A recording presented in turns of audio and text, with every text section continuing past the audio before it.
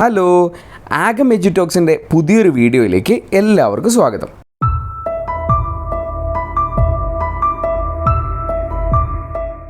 നമ്മൾ ഇന്ന് 9ാം class text ബുക്കിലെ 3ാമത്തെ ചാപ്റ്റർ ആയിട്ടുള്ള നത്തിങ് ട്വൈസ് എന്ന് പറയുന്ന ആ ഒരു പോയട്രിയാണ് അനലൈസ് ചെയ്യാൻ വേണ്ടി പോകുന്നത്. അപ്പോൾ നമുക്ക് നേരെ കവിതയിലേക്ക് പോയാലോ? അപ്പോൾ നമ്മുടെ നത്തിങ് ട്വൈസ് എന്ന് പറയുന്ന കവിത എഴുതിയിരിക്കുന്നത് വിസ്ലാവ സിംബോസ്ക എന്ന് പറയുന്ന റൈറ്ററാണ്. This poem explores the themes of rapid passage of time. ഈ കവിതയുടെ ആശയത്തിൽ ഒന്നാമത്തെ ആശയം എന്താണ്? റാപ്പിഡ് പാസേജ് ഓഫ് ടൈം, അതിവേഗം കടന്നു പോകുന്ന സമയത്തെക്കുറിച്ച് ഈ കവിത പറയുന്നുണ്ട്. ട്രാൻഷ്യൻസ് ഓഫ് മെമ്മറീസ്, ഒരിക്കലും മരിച്ചു പോകാത്ത ഓർമ്മകളെക്കുറിച്ച് പറയുന്നുണ്ട്. യുണീക്നെസ് ഓഫ് ഈച്ച് മൊമെൻറ്റ്, അതുപോലെ തന്നെ എന്താണ്, ഈ വളരെ വ്യത്യസ്തമായിട്ടുള്ള നമ്മളുടെ ജീവിതത്തിലെ ഓരോ നിമിഷങ്ങളെക്കുറിച്ചും ഈ കവിത പറയുന്നുണ്ട്. ആൻഡ് ഈച്ച് ഇൻഡിവിജ്വൽ, അതുപോലെ തന്നെ വ്യത്യസ്തരായ മനുഷ്യരെക്കുറിച്ചും ഈ കവിത എക്സ്പ്ലെയിൻ ചെയ്യുന്നുണ്ട്. The poem also serves as a reminder to make the most of the present moment. ഈ കവിത നമുക്ക് തരുന്ന ആശയം എന്താണ്?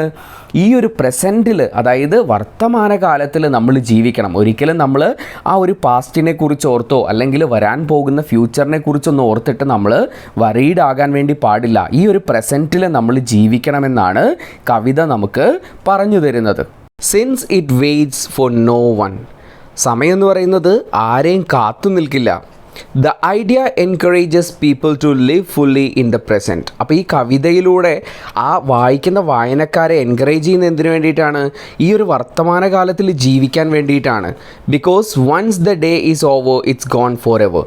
ഒരു ദിവസം നമുക്ക് നഷ്ടപ്പെട്ടു എന്നുണ്ടെങ്കിൽ അത് എല്ലാ കാലത്തേക്കും അത് നഷ്ടം തന്നെയാണ്. പിന്നെ ഒരിക്കലും നമുക്കത് എന്ത് ചെയ്യാൻ വേണ്ടി പറ്റില്ല, തിരിച്ചു കിട്ടുകയില്ല. നമുക്കാദ്യം ഓതറിനെ ഒന്ന് പരിചയപ്പെടാം. Wislawa Szymborska, the renowned Polish poet and essayist. അപ്പോൾ നമ്മളുടെ വിസ്ല സിംബോസ്ക എന്ന് പറയുന്നത് ഒരു പോളിഷ് എഴുത്തുകാരിയാണ്, പോളിഷ് കവിയത്രിയാണ്. പോളിഷ് എന്ന് പറഞ്ഞാൽ പോളണ്ട് എന്ന് പറയുന്ന രാജ്യത്ത് നിന്നുള്ള കവിയത്രിയാണ്. ആൻഡ് എസ്സേയിസ്റ്റ്, അതുപോലെ തന്നെ എസ്സേയിസ്റ്റ് കൂടിയാണ്. Is known for her profound and thought provoking works. അപ്പോൾ അവരെങ്ങനെയാണ് വളരെ ഫേമസ് ആയി മാറിയത്? അതായത് വായിക്കുന്ന വായനക്കാരനെ എങ്ങനെ ചിന്തിപ്പിക്കുന്ന രീതിയിലുള്ള എഴുത്തുകളായിരുന്നു അവർ നടത്തിയിരുന്നത്. She was born in Prowent, western Poland. അപ്പോൾ അവരെവിടെയാണ് ജനിച്ചത്? വെസ്റ്റേൺ പോളണ്ടിലെ പ്രിവെൻറ്റ് എന്ന് പറയുന്ന സ്ഥലത്താണ്. On 2 July 1923. എപ്പോഴാണ് ജനിച്ചത്? 1923 July 2. Her poetry is celebrated for its intellectual depth, wit and precision. അപ്പോൾ അവരുടെ കവിതകളുടെ ഒരു പ്രത്യേകത എന്ന് പറയുന്നത് എന്താണ്? വളരെ ജ്ഞാനമുള്ള, അതുപോലെ തന്നെ വിറ്റ്, തമാശ നിറഞ്ഞിട്ടുള്ള, ആൻഡ് പ്രിസിഷൻ, അതായത് കുറിക്ക് കൊള്ളുന്ന രീതിയിലുള്ള കവിതകളായിരുന്നു അവർ എഴുതിയിരുന്നത്. Some of her most notable works include calling out to yeti, salt, no end of fun, people on bridge etcetera. അപ്പോൾ അവരുടെ ഫേമസ് ആയിട്ടുള്ള കവിതകളുടെയൊക്കെ പേരുകളാണ് അവിടെ കൊടുത്തിട്ടുള്ളത്. She was awarded the Nobel prize for literature for her outstanding contribution to the world literature in 1996. 1996 Nobel prize കിട്ടിയിട്ടുണ്ട്. സാഹിത്യത്തിനുള്ള Nobel prize Vizsla സിംബോസ്കയ്ക്ക് കിട്ടിയിട്ടുണ്ട്. അവർ ഈ ഒരു സാഹിത്യത്തിന് നൽകിയിട്ടുള്ള സംഭാവനകൾക്കാണ് 1996 ആ ഒരു നൊബേൽ പ്രൈസ് അവർക്ക് കിട്ടിയത്. നമുക്ക് ആദ്യത്തെ സ്റ്റാൻസ നോക്കാം. Nothing can ever happen twice. In consequence the sorry fact is that we arrive here improvised and leave without a chance to practice. അപ്പോൾ ആദ്യത്തെ സ്റ്റാൻസയുടെ അർത്ഥം എന്താണ്? Nothing ever happens the same way twice. ഈ ഭൂമിയിൽ ഒരു കാര്യവും ഒരേപോലെ നടക്കുന്നില്ല. ട്വൈസ് എന്ന് പറഞ്ഞാൽ എന്താ? 2 വട്ടം അല്ലേ? അപ്പോൾ ഒരു കാര്യം, അല്ലെങ്കിൽ ഈ ഭൂമിയിൽ നടന്നിട്ടുള്ള ഒരു കാര്യം ഒരിക്കലും 2 വട്ടം ഒരേപോലെ നടക്കുന്നില്ല. Therefore the sad truth is that, സങ്കടകരമായ സത്യം എന്താണ്? We come to this world, നമ്മൾ ഈ ഭൂമിയിലേക്ക് വന്നിരിക്കുന്നത് വിത്തൗട്ട് എ പ്രീ പ്ലാൻ, പ്രത്യേകിച്ച് ഒരു മുൻധാരണകൾ അല്ലെങ്കിൽ മുൻ പദ്ധതികളൊന്നുമില്ലാതെയാണ്. ആൻഡ് പ്രിപ്പറേഷൻസ്, പ്രത്യേകിച്ച് എന്തെങ്കിലും തയ്യാറെടുപ്പോടുകൂടിയൊന്നും അല്ല നമ്മൾ ഈ ഭൂമിയിലേക്ക് വന്നിട്ടുള്ളത്. And we leave the world without having a chance to try again. നമ്മൾ ഈ ഭൂമി വിട്ടു പോകുന്ന സമയത്തോ നമുക്ക് ട്രൈ ചെയ്യാൻ വേണ്ടി ഒരു അവസരം കൂടി കിട്ടുമോ? ഇല്ല അല്ലേ? നമ്മൾ ഈ ഭൂമി വിട്ടു പോകുന്ന സമയത്ത് നമ്മളുടെ ജീവിതത്തിൽ ഒരിക്കൽ കൂടിയിട്ട് എനിക്ക് ജീവിക്കാൻ പറ്റിയെങ്കിൽ, അല്ലെങ്കിൽ ഒരിക്കൽ കൂടി അത് ചെയ്യാൻ പറ്റിയെങ്കിൽ എന്ന് ചിന്തിക്കുന്ന ആ ഒരു അവസരം നമുക്ക് പിന്നെ ഒരിക്കലും കിട്ടുകയില്ല. അപ്പോൾ ആദ്യത്തെ ആ ഒരു സ്റ്റാൻസ ചിട്ടപ്പെടുത്തിയിരിക്കുന്നത് എ ബി എന്ന് പറയുന്ന റൈം സ്കീമിലാണ്. നിങ്ങൾ കണ്ടില്ലേ? Twice improvised. ഫാക്ട് അതുപോലെ തന്നെ ഫാക്ട് ഈസ് ആൻഡ് പ്രാക്ടീസ് രണ്ടും എന്താണ്, അവിടെയുള്ള റൈമിങ് വേർഡ്സ് ആണ്. ഫാക്ടീസും പ്രാക്ടീസും ട്വൈസും ഇംപ്രൂവൈസ്ഡും. അതുപോലെ തന്നെ ഈ കവിതയുടെ റൈം സ്കീം എന്ന് പറയുന്നത് എന്താണ്, എ ബി എന്ന് പറയുന്ന റൈം സ്കീമിലാണിത് ചിട്ടപ്പെടുത്തിയിരിക്കുന്നത്. നമുക്കിനി രണ്ടാമത്തെ സ്റ്റാൻസ് നോക്കാം. Even if there is no one dumber, if you are the planet's biggest dunce, you can repeat the class in summer. This course is only offered once.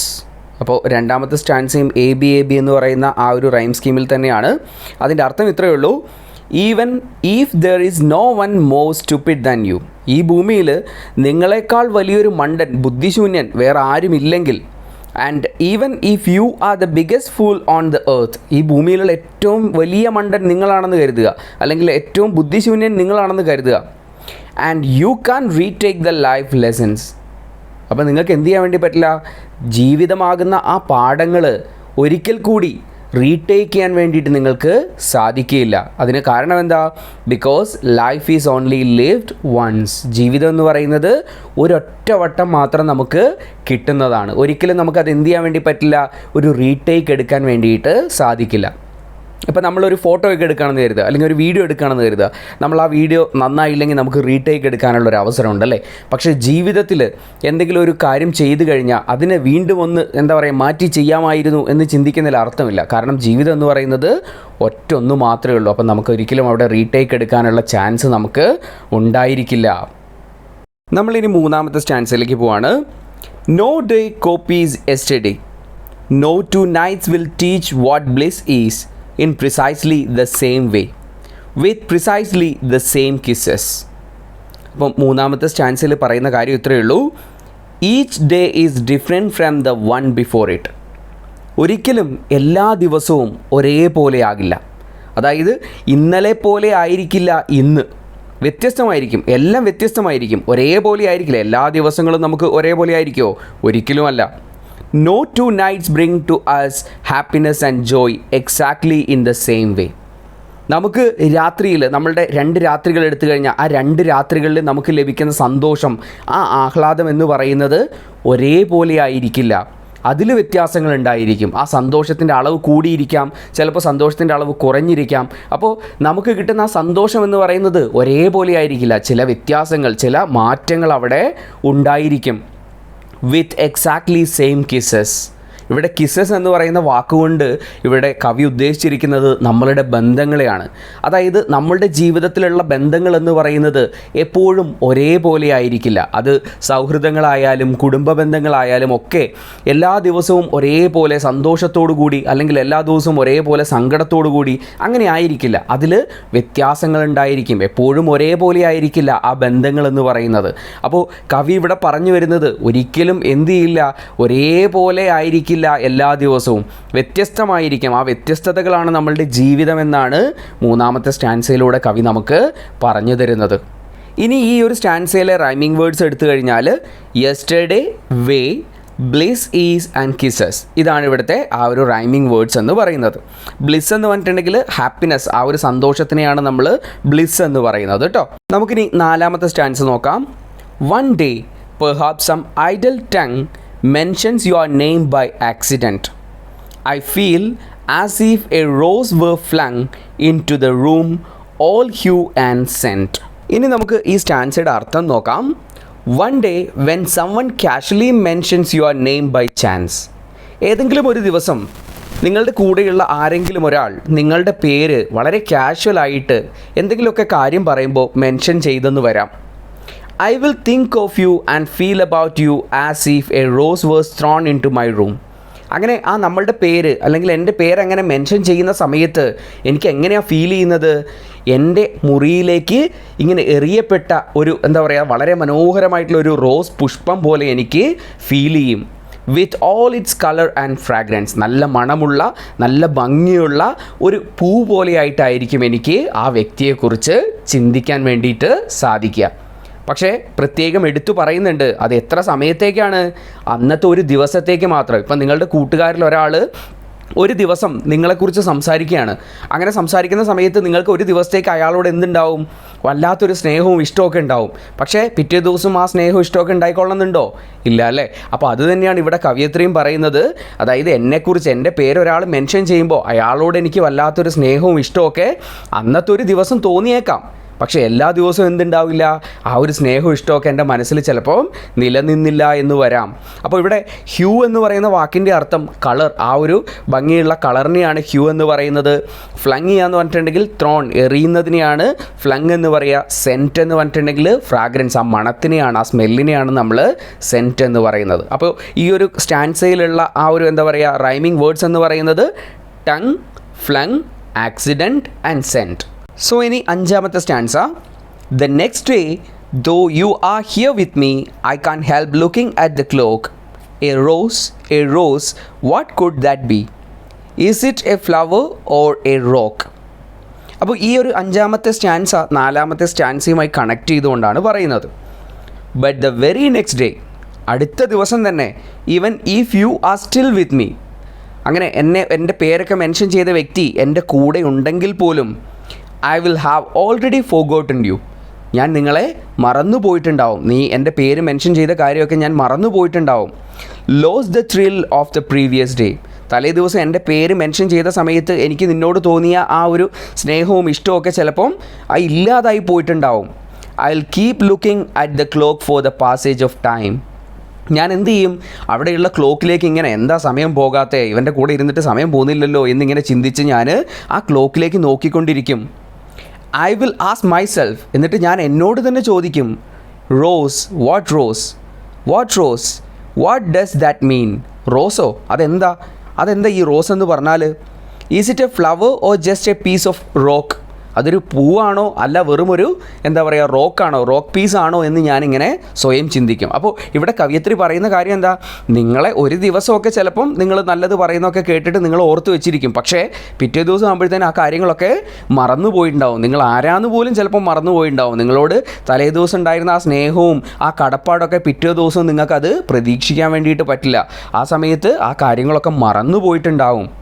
Why do we treat the fleeting day with so much needless fear and sorrow? ആറാമത്തെ stanza തുടങ്ങുന്നത് ഒരു ചോദ്യത്തോടു കൂടിയാണ്. Why do we treat each passing day with unnecessary fear and sadness? കടന്നു പോകുന്ന ഓരോ ദിവസത്തെയും കുറിച്ച് ഓർത്ത് നമ്മൾ എന്തിനാണ് അനാവശ്യമായി ഭയപ്പെടുന്നത് അല്ലെങ്കിൽ സങ്കടപ്പെടുന്നത്? ഓരോ ദിവസം കടന്നു പോകുമ്പോൾ നമ്മൾ എന്തിനാ ഇങ്ങനെ സങ്കടപ്പെടുകയും പേടിക്കുകയൊക്കെ ചെയ്യുന്നത്? അതിൻ്റെ ആവശ്യമൊന്നുമില്ല. With so much needless fear and sorrow, it is in its nature not to stay.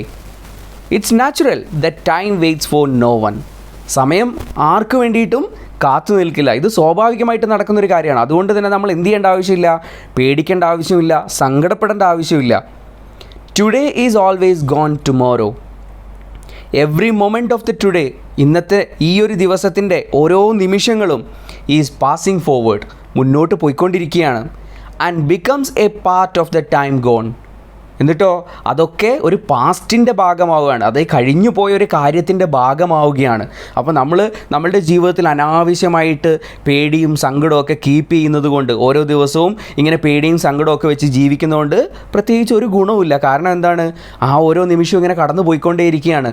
അത് കഴിഞ്ഞ് മറ്റൊരു ദിവസം വരാൻ വേണ്ടി പോകണം. അപ്പോൾ നമുക്ക് വേണ്ടിയിട്ട് സമയം ഒരിക്കലും കാത്തു നിൽക്കുകയില്ല. അങ്ങനെ നമ്മൾ അവസാനത്തെ സ്റ്റാൻസിൽ എത്തിയിരിക്കുകയാണ്. അതിനു മുമ്പ് ഒരു കാര്യം പറഞ്ഞോട്ടെ. നിങ്ങൾ ആദ്യമായിട്ടാണ് ഈ ചാനലിലെങ്കിൽ ചാനലൊന്ന് സബ്സ്ക്രൈബ് ചെയ്യുക. അതോടൊപ്പം തന്നെ നിങ്ങൾക്ക് വീഡിയോ ഒക്കെ ഇഷ്ടപ്പെടുന്നുണ്ടെങ്കിൽ കൂട്ടുകാർക്ക് കൂടിയിട്ടൊന്ന് ഷെയർ ചെയ്ത് കൊടുക്കുക കേട്ടോ. അപ്പോൾ എന്തായാലും നമുക്ക് ലാസ്റ്റത്തെ സ്റ്റാൻസ് വായിക്കാം. With smiles and kisses we prefer to seek accord beneath our star. Although we are different we concur just as 2 drops of water are. അപ്പോൾ ഈ അവസാനത്തെ ആ ഒരു സ്റ്റാൻസ വളരെ രസകരമായിട്ടുള്ളൊരു തത്വമാണ് നമുക്ക് പറഞ്ഞു തരുന്നത്. വിത്ത് അഫെക്ഷൻ ആൻഡ് കൈൻഡ്നെസ്. ഇവിടെ കിസസ് എന്ന് പറയുന്ന വാക്കിൻ്റെ അർത്ഥം എന്ന് പറയുന്നത് അഫെക്ഷൻ ആൻഡ് കൈൻഡ്നെസ്, അതായത് ആ ഒരു ഇഷ്ടത്തെയും കൈൻഡ്നെസ്, ആ ദയവിനെയുമാണ് കിസസ് എന്ന് പറയുന്ന വാക്കുകൊണ്ട് ഇവിടെ കവയിത്രി ഉദ്ദേശിക്കുന്നത്. People prefer warm relations and harmony in life on the earth. അപ്പോൾ എന്താ പറഞ്ഞു വരുന്നത്? ഈ ഭൂമിയിലുള്ള ഓരോ ജനങ്ങളും അവരുടെ ആ ഒരു ദയവ് കൊണ്ടും അവരുടെ ആ ഒരു ഇഷ്ടം കൊണ്ടുമൊക്കെ അവരൊക്കെ ആഗ്രഹിക്കുന്ന എന്താണ്? വളരെ മനോഹരമായ ബന്ധങ്ങളുണ്ടാകും, ഊഷ്മളമായിട്ടുള്ള ബന്ധങ്ങളുണ്ടാവാനും അതുപോലെ ഒരുമയോട് കൂടിയിട്ട് ജീവിക്കാനുമൊക്കെയാണ് ഈ ലോകത്തുള്ള ജനങ്ങളെല്ലാവരും ആഗ്രഹിക്കുന്നത്. Even when people are different like 2 drops of water. എന്നിട്ടോ ജനങ്ങളെ എന്തുമായിട്ടാണ് താരതമ്യം ചെയ്തിരിക്കുന്നത്? Drops of water. അതായത് 2 വെള്ളത്തുള്ളികൾ തമ്മിൽ എന്തൊക്കെ തരത്തിലുള്ള വ്യത്യാസങ്ങൾ ഉണ്ടായിരിക്കുമോ അതേപോലെയാണ് 2 മനുഷ്യന്മാരെ എടുത്തു കഴിഞ്ഞാലും. അവരുടെ പേഴ്സണാലിറ്റി, അവരുടെ കളറ്, അല്ലെങ്കിൽ അവരുടെ സംസാര രീതികൾ, അല്ലേ, 2 മനുഷ്യന്മാരെ എടുത്തു കഴിഞ്ഞാൽ അവർ തമ്മിൽ ധാരാളം വ്യത്യാസങ്ങൾ ഉണ്ടായിരിക്കും. അപ്പോൾ എങ്ങനെയാണോ 2 വെള്ളത്തുള്ളികൾ വ്യത്യസ്തമാകുന്നത് അതേപോലെയാണ് 2 മനുഷ്യന്മാരെ എടുത്താലും അവരും വ്യത്യസ്തമാകുന്നത്. They agree on the importance of seeking harmony. പക്ഷേ ഈ മനുഷ്യന്മാർ തമ്മിൽ ഇത്രത്തോളം വ്യത്യാസങ്ങൾ ഉണ്ടെങ്കിൽ പോലും അവരുടെയൊക്കെ മനസ്സിലുള്ള ഒരു കാര്യം എന്താണ്? ആ ഒരുമ എന്ന് പറയുന്നതാണ്. അതായത് എല്ലാ കാര്യത്തിലും നമുക്കിടയിൽ ഒരു യൂണിറ്റി ഉണ്ടായിരിക്കണം, ഒരു ഹാർമണി ഉണ്ടായിരിക്കണം എന്ന കാര്യത്തിൽ ഈ ജനങ്ങൾക്കിടയിൽ വലിയ വ്യത്യാസങ്ങളൊന്നും ഇല്ല. അത് എല്ലാവരും ഒരേപോലെ ആഗ്രഹിക്കുന്ന ഒരു കാര്യമാണ്. അപ്പോൾ നമ്മുടെ നത്തിങ് ട്വൈസ് എന്ന് പറയുന്ന കവിത ഇത്രയേ ഉള്ളൂ. വളരെ എളുപ്പമാണ് ഇത് മനസ്സിലാക്കാനൊക്കെ, വലിയ ബുദ്ധിമുട്ടുള്ള കവിതയൊന്നുമല്ല. അപ്പോൾ നിങ്ങൾക്ക് കവിത മനസ്സിലായോ? കുറച്ച് ഫിലോസഫിക്കലായിട്ടുള്ള ആസ്പെക്റ്റിലൂടെയാണ് ഈ കവിത പറയുന്നത്. പക്ഷേ എന്നിരുന്നാലും ആ തത്വചിന്ത ഒക്കെ പറയുന്ന കവിതയാണെങ്കിൽ പോലും നമുക്ക് മനസ്സിലാക്കാൻ വേണ്ടിയിട്ട് സാധിക്കും. നമ്മളുടെ ആ ഒരു ലൈഫുമായിട്ടൊക്കെ കണക്ട് ചെയ്ത് കഴിഞ്ഞാൽ ഈസി ആയിട്ട് മനസ്സിലാക്കാൻ പറ്റുന്ന ഒരു കവിത തന്നെയാണിത്. അപ്പോൾ എല്ലാവർക്കും കവിത മനസ്സിലായി എന്ന് കരുതുന്നു. അപ്പോൾ ഈ ഒരു വീഡിയോയുടെ കൂടെ തന്നെ നമ്മളുടെ ഈ ഒരു കവിതയിൽ നിന്നുള്ള പോയട്രി ഡിവൈസസ് കൂടി ആഡ് ചെയ്യുന്നുണ്ട്. അപ്പോൾ നിങ്ങൾക്ക് വീഡിയോ ഇഷ്ടമാവുകയാണെങ്കിൽ വീഡിയോ ഒന്ന് ലൈക്ക് ചെയ്യുക, അതോടൊപ്പം നിങ്ങളുടെ കൂട്ടുകാർക്ക് കൂടിയിട്ടൊന്ന് ഷെയർ ചെയ്ത് കൊടുക്കുക. Okay, by.